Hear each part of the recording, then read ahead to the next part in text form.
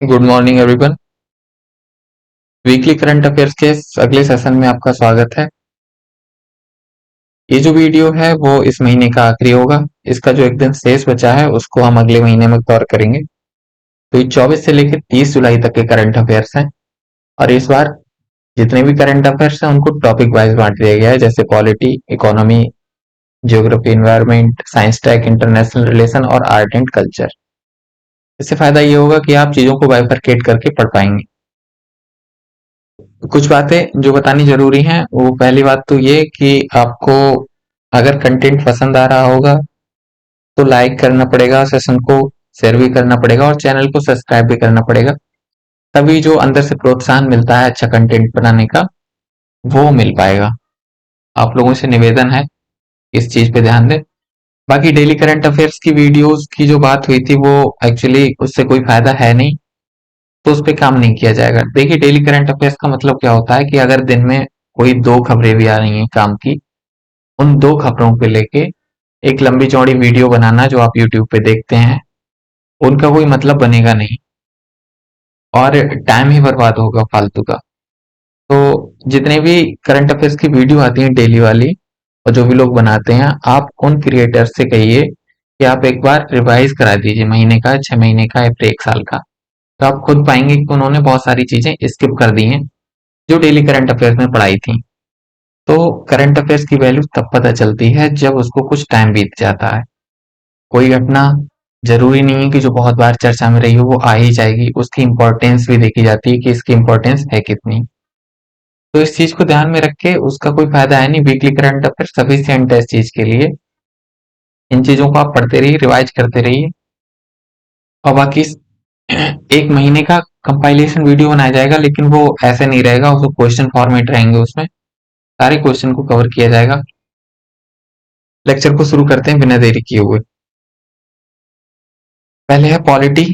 Polity में अभी जो प्रस्ताव कुछ पेश किए गए हैं संसद में, जैसे स्थगन प्रस्ताव हुआ, अविश्वास प्रस्ताव हुआ। स्थगन प्रस्ताव दरअसल मणिपुर में जो जातीय घटना हुई है, जातीय हिंसा, उसका हवाला देते हुए एक सांसद ने पेश किया था। और अविश्वास प्रस्ताव तो आप जानते ही हैं, विपक्ष पार्टी ने, जो वर्तमान सत्तारूढ़ पार्टी है मोदी गवर्नमेंट, उसके अगेंस्ट पेश किया है। अब देखना है इन पे होता क्या है। फिलहाल स्थगन प्रस्ताव तब लाया जाता है जब मामला बहुत ही तत्काल चर्चा करने लायक हो, तत्काल चिंता का विषय हो और उस मुद्दे में सार्वजनिक महत्व निहित हो। अगर मुद्दा सार्वजनिक महत्व का है, तत्काल चिंता का विषय है, तब अध्यक्ष के परामर्श से इस प्रस्ताव को पेश किया जाता है और इस प्रस्ताव को पेश करने के लिए कम से कम 50 सदस्यों के समर्थन की आवश्यकता होती है, क्योंकि ये एक असाधारण उपकरण माना जाता है और संसदीय जो कामकाज है उनमें बाधा डालता है। ये केवल लोकसभा में उपलब्ध है, राज्यसभा में नहीं। इस प्रस्ताव के पारित होने से सरकार को इस्तीफा नहीं देना पड़ता है, बल्कि सरकार की निंदा की जाती है। आगे अविश्वास प्रस्ताव। अविश्वास प्रस्ताव के बारे में जो याद रखने वाली बात है वो ये है कि इसका संविधान में उल्लेख नहीं किया गया है, कोई अनुच्छेद में वर्णन नहीं किया गया है इसका, बल्कि जो लोकसभा के नियम है उनके नियम नंबर 198 में इसका वर्णन है। तो संविधान का अनुच्छेद 75 ये कहता है कि मंत्रिपरिषद सामूहिक रूप से लोकसभा के प्रति उत्तरदायी है। तो यदि मंत्रिपरिषद लोकसभा में अपना विश्वास खो दे और विपक्ष दल को ये आभास हो जाए, तब वो अविश्वास प्रस्ताव पेश करती है और बाद में इस पे वोटिंग होती है। वोटिंग होने के बाद अगर इस प्रस्ताव को सामान्य बहुमत से पारित कर दिया जाता है, तो ये माना जाता है कि वर्तमान सत्तारूढ़ पार्टी लोकसभा के प्रति अपना विश्वास खो चुकी है और उसको तत्काल रूप से इस्तीफा दे देना चाहिए। तो पूरी सरकार गिर जाती है। तो ये अविश्वास प्रस्ताव का कॉन्सेप्ट है। तो पीएम योजना चर्चा में आने का कारण है कि केंद्रीय पूर्वोत्तर क्षेत्र विकास मंत्रालय ने इस योजना को अभी अपडेट किया है। इसके कुछ महत्वपूर्ण फैक्ट हैं जो आपको ध्यान रखना चाहिए, जैसे पहले इसके full form, prime minister development initiative for north east region, पूर्वोत्तर क्षेत्र हेतु प्रधानमंत्री विकास पहल। इस योजना की घोषणा सबसे पहले बजट 2022 और 23 में हुई थी और फाइनली अक्टूबर 2022 में इसे लागू कर दिया गया था। पीसीएस में कभी-कभी क्वेश्चन आ जाता है कि इस योजना को कौन से बजट में पेश किया गया था, तो इसीलिए ये चीज ध्यान रखने की जरूरत है। कोई भी योजना है तो उसके संबंध में कुछ फैक्ट जो आपको ध्यान रखने चाहिए वो ये कि इस योजना को कब शुरू किया गया, कौन सी बजट में इसकी घोषणा की गई और साथ में इसका उद्देश्य क्या है और कौन सा मंत्रालय इसकी क्रियान्वयन एजेंसी है। तो इसकी क्रियान्वयन एजेंसी जो उत्तर पूर्व का विकास विकास मंत्रालय है उसके द्वारा ये क्रियान्वित किया जा रहा है। ये एक केंद्रीय क्षेत्र की योजना है जिसका वित्त पोषण 100% केंद्र सरकार करेगी। इसका मतलब है योजनाएं दो तरह की होती हैं, एक होती है सेंट्रल सेक्टर योजना, एक होती है सेंट्रल स्पॉन्सर्ड योजना। तो जो सेक्टर स्कीम होती है उसका 100% वित्त पोषण केंद्र सरकार करती है और जो सेंट्रली स्पॉन्सर्ड स्कीम होती हैं उनका जो वित्त पोषण है वो बढ़ जाता है राज्यों में और केंद्र सरकार में। जैसे आपने सुना या पढ़ा होगा कि इस योजना को 60% फाइनेंसिंग केंद्र सरकार कर रही है और शेष 40% राज्य कर रहे हैं। कुछ जो विशेष राज्य हैं जैसे नॉर्थ ईस्ट स्टेट हो गए या फिर हिमालय स्टेट हो गए उनके संदर्भ में कुछ विशेष छूट दी जाती है। जैसे उनका 90% फाइनेंसिंग केंद्र सरकार करती है और 10% फाइनेंसिंग राज्य सरकार करती है। तो वो कुछ राज्यों के लिए, सबके लिए नहीं। इसका उद्देश्य है जो पूर्वोत्तर राज्य हैं उनमें जो डेवलपमेंट गैप है उसको भरना।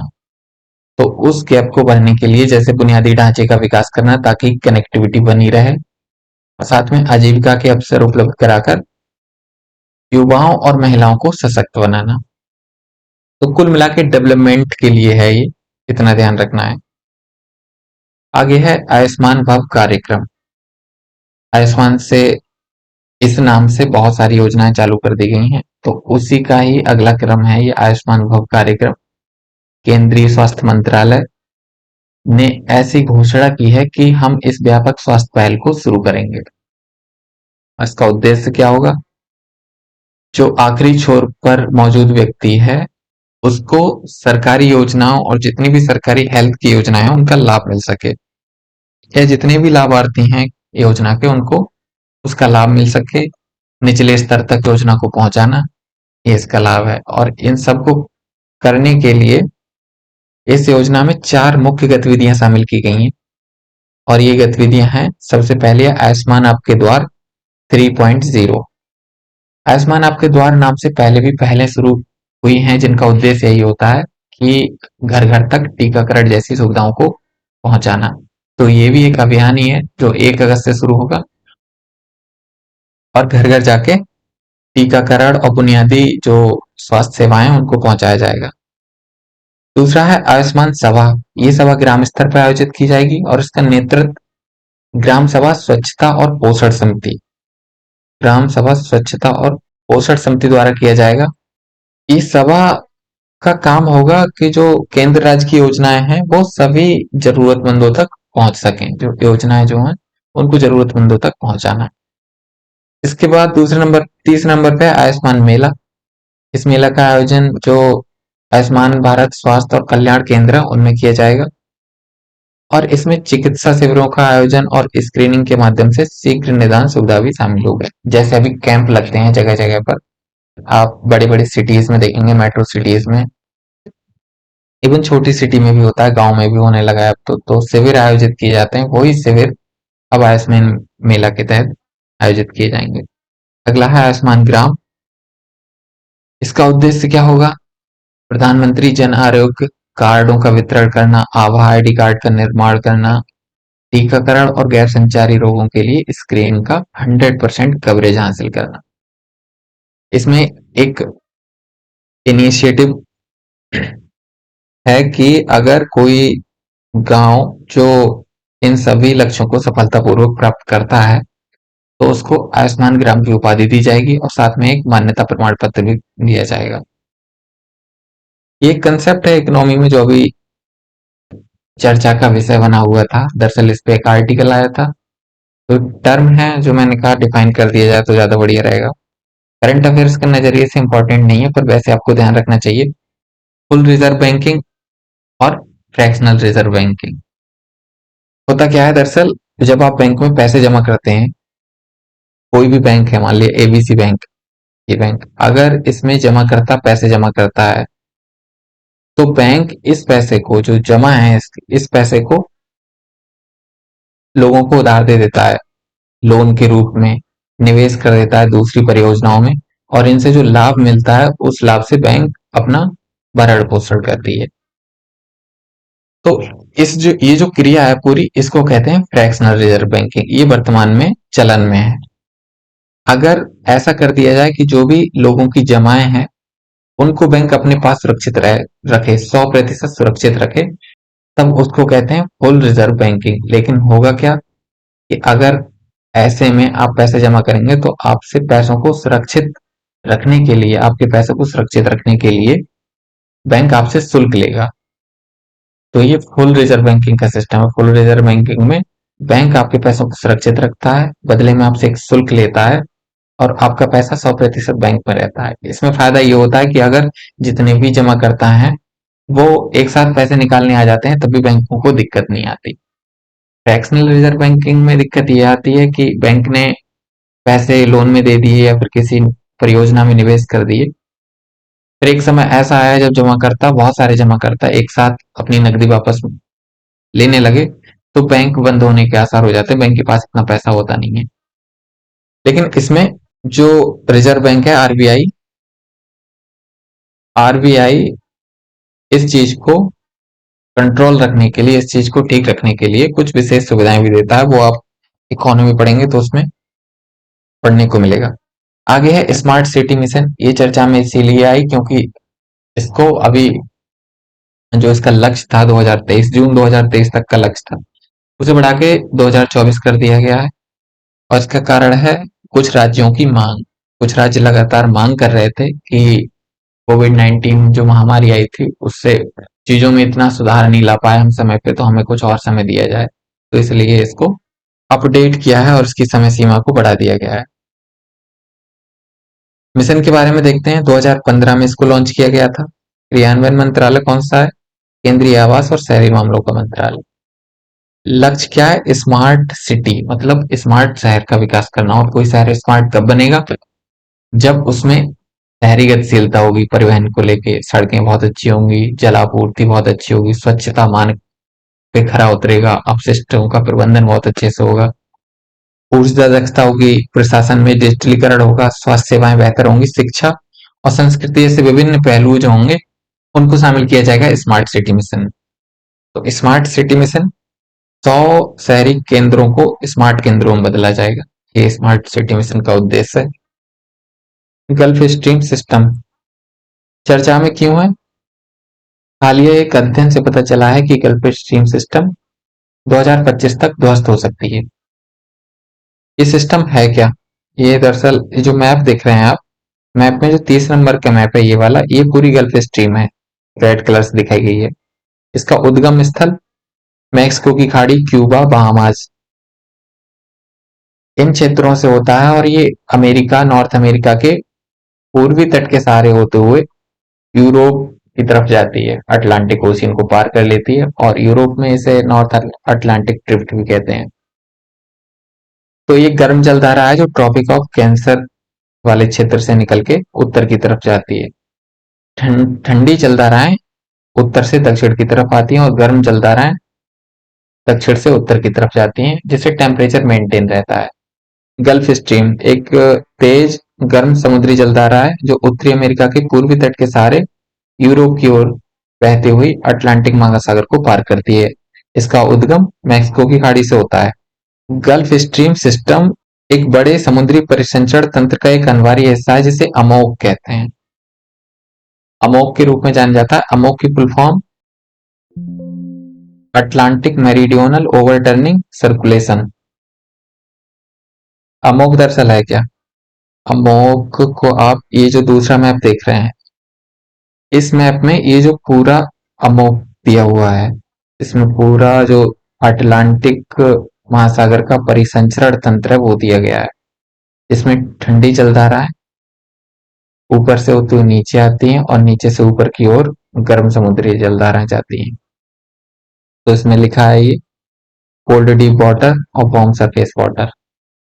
अमोक ये अटलांटिक में सक्रिय समुद्री जलधाराओं की एक बड़ी प्रणाली है जो उत्तर और दक्षिण के बीच पानी का संचरण करती है। पृथ्वी के चारों ओर जो ऊर्जा का वितरण है वो बना रहे। शोधकर्ताओं ने नोट किया है कि अमोक वर्तमान में 1600 वर्षों से भी सबसे अधिक कमजोर स्थिति में है और इसका मुख्य कारण क्या है? ग्लोबल वार्मिंग, वैश्विक तापन। तो ग्लोबल वार्मिंग के कारण बहुत बहुत बड़ी बड़ी घटनाएं होने वाली हैं अगर सरकारों द्वारा ध्यान नहीं दिया गया इस पे समय पे। तो क्या होगा अमोक के ध्वस्त होने से? होते से ये गलत लिख गया है यहाँ पर। अमोक के ध्वस्त होने से अब आप खुद समझिए, अगर अमोक ध्वस्त हो जाएगी तो ये जो सिस्टम है पूरा अटलांटिक सिस्टम, ये सिस्टम पूरा गड़बड़ हो जाएगा और ये गड़बड़ हो जाएगा तो इसके जो तटीय क्षेत्र हैं जैसे पश्चिमी अफ्रीका, यूरोप वाला क्षेत्र, ये पूरा क्षेत्र, यहाँ पर तापमान संबंधी विषमताएं उत्पन्न होने लगेंगी, टेम्परेचर भी बढ़ जाएगा, साथ में वर्षा वितरण का भी सिस्टम सब गड़बड़ हो जाएगा। तो आगे देखते हैं, अगला है महाद्वीप वन्यजीव अभयारण्य। इसे महादेव भी बोलते हैं।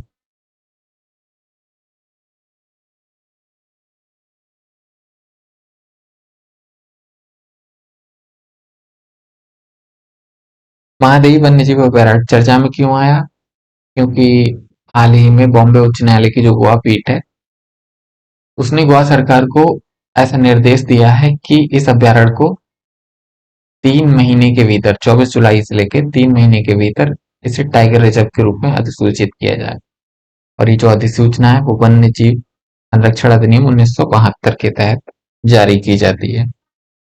महादेवी वन्य जीव अभयारण्य पहले आप मैप में देख लीजिए, ये गोवा का मैप है और गोवा का उत्तरी क्षेत्र है। इस उत्तरी क्षेत्र में यह है महादेवी वाइल्ड लाइफ सेंचुरी। ये गोवा की राजधानी पणजी है। इस पणजी राजधानी से होते हुए ये जो नदी निकली है, इस नदी को भी महादेवी रिवर कहते हैं। ये नदी दरअसल कर्नाटक से होते हुए आती है और इसी महादेवी वाइल्ड लाइफ सेंचुरी से होती हुई पणजी के पास में आके अरब सागर में मिल जाती है। तो नीचे वाला मैप आप देख रहे हैं, इसमें महादेवी रिवर को ठीक से दिखाया गया है। इसको मांडोवी रिवर भी कहते हैं। मांडोवी रिवर गोवा में बोला जाता है। मांडोवी रिवर कर्नाटक से निकलती है और कर्नाटक और गोवा में इस नदी को लेकर विवाद भी चल रहा है। तो आते हैं वापस महादेव वन्यजीव अभयारण्य पर।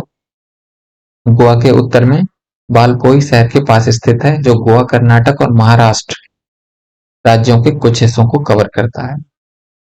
भारतीय गौर बाघ, वर्किंग हिरन, ये जो हिरन है वर्किंग हिरन, ये भौंकता है कुत्ते की तरह, इसकी साउंड होती है थोड़ी। सांवर हिरन, जंगली सुअर, भारतीय खरगोश और कई जीवों के साथ समृद्ध जैव विविधता पाई जाती है यहाँ पर। इसके अलावा मालाबार तोता और रूफस बैबलर जैसी पक्षियों की प्रजातियां भी पाई जाती हैं और इसी के कारण इसे अंतरराष्ट्रीय पक्षी क्षेत्र भी नामित किया गया था। महादेवी नदी के बारे में जान लिया, इसको गोवा की जीवन रेखा भी कहते हैं। मांडोवी के नाम से भी जाना जाता है, कर्नाटक से निकलती है और इसी अभ्यारण्य महादेव वन्यजीव अभ्यारण्य के बीच से होती हुई पणजी के पास में अरब सागर से मिल जाती है। विवाद भी चल रहा है इसके पानी को लेकर, पानी के वितरण को लेकर। आगे है परमाफ्रॉस्ट क्रेटर। परमाफ्रॉस्ट जो वर्ड है, ये वर्ड इस साल लगभग कई बार चर्चा में आ गया है तो इसको मैंने शामिल किया है। ये जो आप देख रहे हैं मैप में, ये परमाफ्रॉस्ट क्रेटर ही है। तो अभी चर्चा में इसीलिए आया है क्योंकि रूस के पूरब में, दूर पूरब में एक बड़ा परमाफ्रॉस्ट क्रेटर है जिसे बटागाई का क्रेटर कहते हैं। उसको लेकर चिंता व्यक्त की है। तो सबसे पहले बटागाई का क्रेटर के बारे में जानते हैं। बटागाई का क्रेटर रूस का सबसे बड़ा, इवन विश्व का सबसे बड़ा परमाफ्रॉस्ट क्रेटर है, लगभग 1 किलोमीटर लंबा। अब आप समझ सकते हैं कितना बड़ा होगा, जो ग्लोबल वार्मिंग और परमाफ्रॉस्ट के पिघलने के कारण फैलता है। परमाफ्रॉस्ट क्या होता है? परमाफ्रॉस्ट वह जमीन है जो लगातार कम से कम 2 वर्षों तक 0 डिग्री सेल्सियस पर पूरी तरह से जमी होती है। वह जमीन जो कम से कम 2 वर्षों तक 0 डिग्री या इससे कम टेम्परेचर पर जमी होती है, और ये जमीन होती है वो बर्फ के साथ बंधी होती है। तो उत्तरी और दक्षिणी ध्रुव में जहाँ टेम्परेचर बहुत कम होता है, उन क्षेत्रों में ये आम बात है। जो परमाफ्रॉस्ट है, इन्हीं के पिघलने से जो बड़े बड़े सिंक होल और गड्ढे बन जाते हैं, उनको परमाफ्रॉस्ट क्रेटर कहा जाता है। तो ये था परमाफ्रॉस्ट क्रेटर या फिर बटागाई का क्रेटर। अगला है debt for nature swap initiative. ये एक अवधारणा है जो विकासशील देशों में बहुत प्रचलित रहती है, और ये देश समय समय पर इसकी मांग भी करते रहते हैं। उसका कारण क्या है वो अभी आएगा समझ में। चर्चा में इसीलिए है क्योंकि अफ्रीकी देश गैबोन ने हाल ही में प्रकृति के बदले ऋण की अदला बदली पहल शुरू की है, जो पर्यावरण संरक्षण की दिशा में महत्वपूर्ण कदम है। ये मैप में आप गैबोन देख लीजिए। अब बात करते हैं डेट फॉर नेचर स्वैप होता क्या है। ये एक वित्तीय तंत्र है जहां ऋणदाता पर्यावरण संरक्षण की दिशा में महत्वपूर्ण कदम उठाने की प्रतिबद्धता के बदले विकासशील देशों को ऋण राहत प्रदान करते हैं। सरल भाषा में समझिए, कोई विकासशील देश या अल्पविकसित देश जो किसी अन्य देश से या फिर अन्य संस्था से ऋण लेता है, उस ऋण के बदले उससे कहा जाए कि तुम इस ऋण का पेमेंट मत करो, और इस ऋण के बदले अपने ही देश में इसी ऋण के समतुल्य मूल्य का अपने यहाँ पर कुछ पर्यावरण संरक्षण की दिशा में कुछ महत्वपूर्ण प्रयास करो। जैसे ये जो नीचे लिखे हैं, अर्थव्यवस्था को डीकार्बोनाइज करना, जलवायु लचीले बुनियादी ढांचे में निवेश करना, जंगलों और चट्टानों जैसे जैव विविध पारिस्थितिकी तंत्र की सुरक्षा करना। इन पहलों में अपने यहाँ पर काम करो, तब आपका ऋण माफ कर दिया जाएगा। तो इससे ये होता है कि हम अपने यहाँ पर पर्यावरण संरक्षण की दिशा में काम भी कर पाते हैं, और साथ में हमारे पास जो ऋण की बाध्यता होती है वो भी खत्म हो जाती है, ऋण देने की बाध्यता हो जाती है। पर इसके लिए सहमति बनना जरूरी है, जो ऋणदाता है उसमें और जो देश है जिसने लिया है ऋण, ऋणी, उसके बीच में। तो इसके लिए बाकायदा एग्रीमेंट होते हैं। तो ये कंसेप्ट था डेट फॉर नेचर स्वैप। आशा करता हूँ आपको समझ में आया होगा। आगे है ई कोलाई बैक्टीरिया। ये बैक्टीरिया जिस वजह से चर्चा में आया है वो खबर इतनी इंपॉर्टेंट है ही नहीं। बस ये जानना जरूरी है बैक्टीरिया है क्या, क्योंकि ये क्वेश्चन आ चुका है पीसीएस के एग्जाम में। ई कोलाई क्या होता है? इसकी फुल फॉर्म एस्केरिचिया कोलाई है, और ये एक बैक्टीरिया है जो स्वाभाविक रूप से मनुष्यों और जानवरों के हाथों में पाया जाता है। तो इसके कई स्ट्रेन जो होते हैं वो हानिकारक नहीं होते हैं, परंतु कुछ जो होते हैं वो बहुत गंभीर समस्या का कारण बन जाते हैं। ई कोलाई बैक्टीरिया हल्के गैस्ट्रो इंटेस्टाइनल समस्याओं से लेकर गंभीर जीवन घातक स्थितियों तक विभिन्न स्वास्थ्य संबंधी समस्याएं उत्पन्न कर सकता है, जैसे किडनी फेलियर भी हो सकता है, और साथ में जो मूत्र मार्ग होता है उसमें भी दिक्कत होने लगती है। कारण क्या है? दूषित भोजन या पानी, जैसे कच्चा या अध पका मांस खाना, बिना पौष्टिकीकृत दूध, जानवरों या मानव मल से दूषित पानी।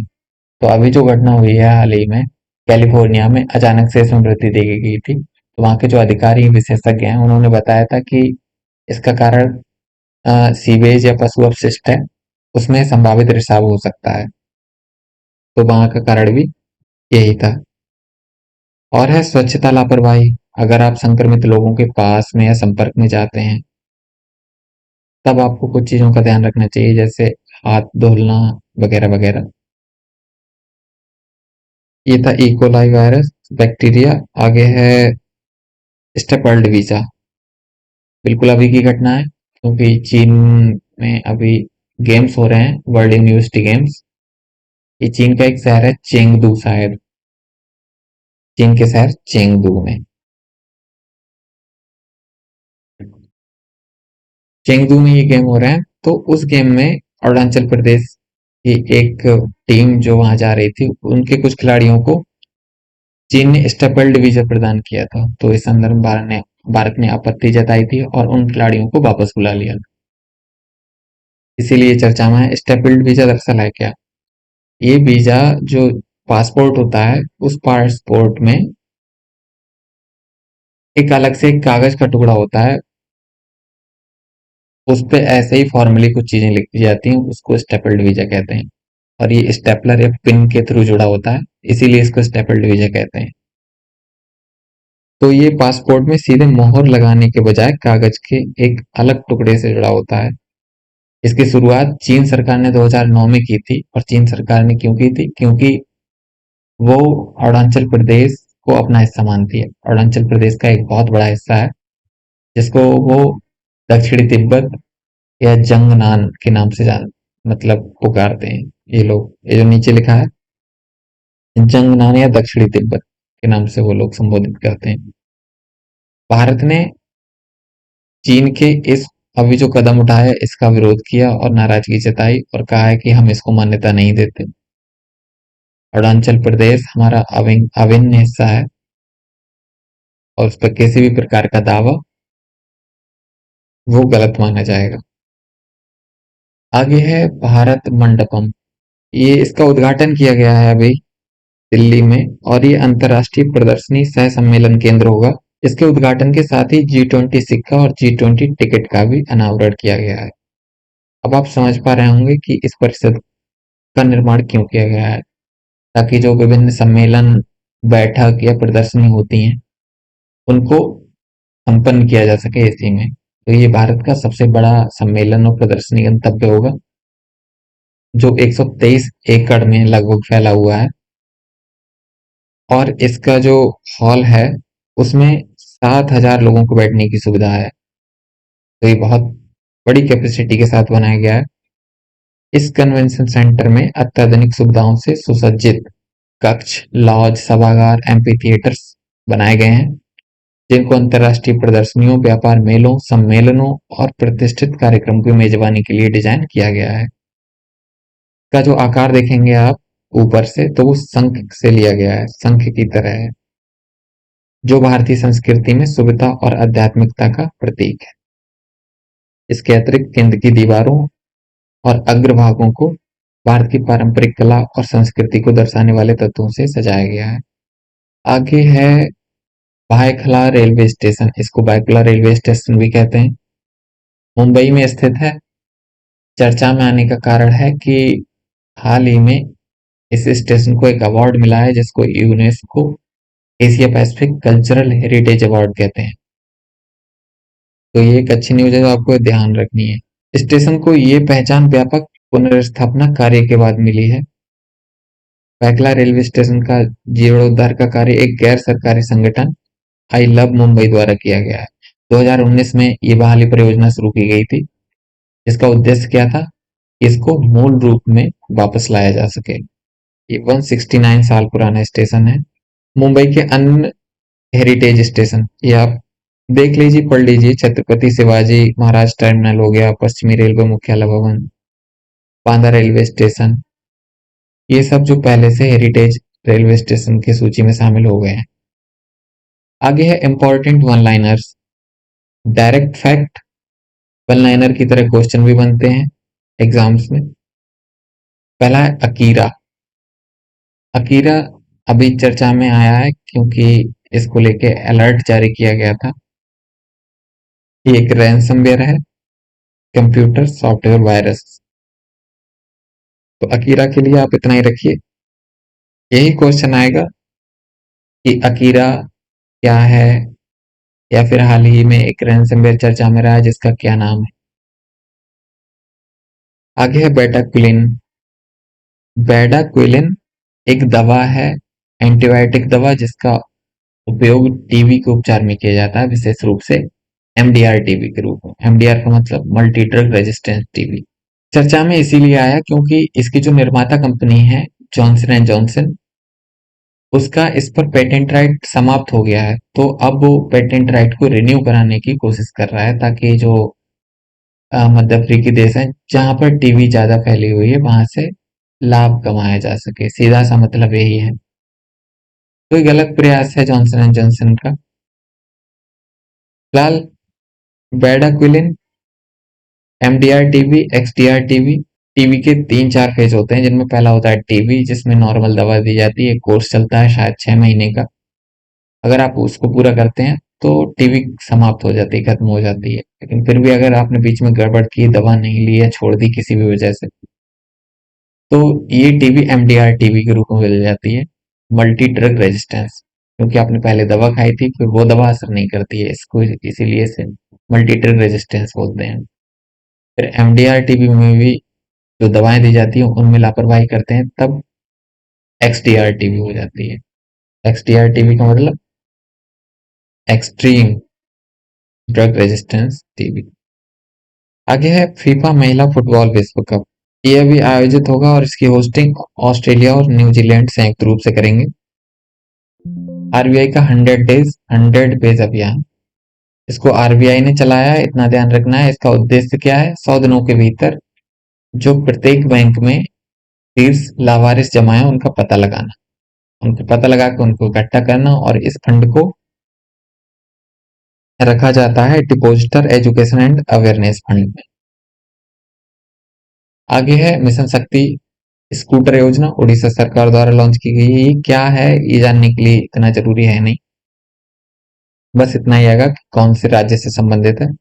उत्तर प्रदेश सरकार द्वारा 14 शहरों में 351 नगर पालिका विकसित की जाएंगी। एक पर्सन है महिला फांगनोन कोन्याक। फांगनोन कोन्याक राज्यसभा की अध्यक्षता करने वाली नागालैंड की पहली महिला सदस्य बनी है, तो ये ध्यान रखना है आपको। हाल ही में नागालैंड को लंपी त्वचा रोग पॉजिटिव राज्य घोषित किया गया है। लंपी स्किन डिजीज, ये कुछ समय पहले चर्चा में आई थी काफी।